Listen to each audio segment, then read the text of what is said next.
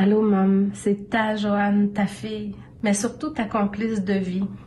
Ensemble, nous avons toujours réussi à faire face à tous les défis. Ce message d'amour pour sa mère, Joanne Sauvé-Taylor était loin de se douter que ce serait le dernier. Elle avait ouvert les yeux quand elle a entendu ma voix. Absence de communication, erreur sur la personne, la famille du Guette-Blondin a vécu un horrible fiasco depuis 2 semaines jusqu'à vendredi dernier. On appelait aux heures et demie, puis après 6h, 6h15 à peu près, on a reçu un appel de la résidence pour nous dire que ma maman était décédée à 6h. Cette ancienne politicienne est décédée de la COVID-19 au CHSLD Erin à l'âge de 80 ans. On n'a pas eu le résultat du test du tout. Un décès difficile à encaisser pour son beau-fils. Et on n'a non plus jamais été informé que le CIUS avait pris contrôle, que la résidence était sous tutelle. Privée de visite à sa mère depuis des semaines, Joanne Sauvé-Taylor s'est donc raccrochée depuis son décès à cette courte vidéo. On pouvait voir qu'elle était quand même physiquement en santé, qu'elle était propre, puis qu'elle était souriante. Ça a fait beaucoup de bien. Donc il faut remplir tout ça. La perte de sa mère dans ces désolantes circonstances n'est qu'une étape dans son processus de deuil. Si on veut mettre une plaque personnalisée... Un deuil qu'elle risque de ne pas vivre pleinement puisqu'il n'y aura pas de funérailles traditionnelles à cause du virus. Je vous dirais que le côté le plus difficile, c'est de ne pas pouvoir prendre nos enfants, nos petits-enfants, en moment de deuil, dans nos bras.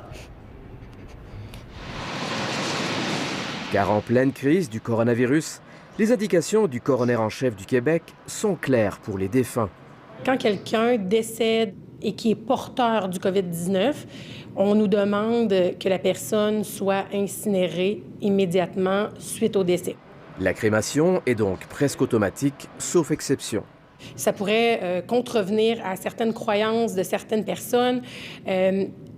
Il serait possible de pouvoir inhumer le corps de quelqu'un si les délais sont raisonnables, mais il ne faut qu'il n'y ait aucune pratique qui ait été faite sur le corps. Il y en a promis qu'elle n'a pas souffert.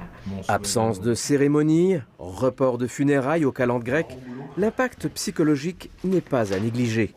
Il faut essayer de le reproduire autrement, en se rapprochant de la personne disparue de toutes sortes de façons.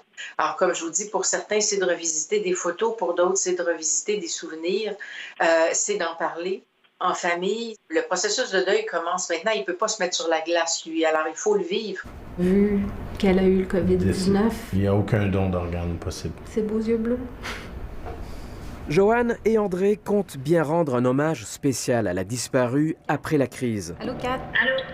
Écoute, j'ai besoin de toi. Laissés à eux-mêmes, comme bien d'autres familles face au processus de funérailles manquées, ils ont un conseil pour les prochains points de presse du gouvernement Legault.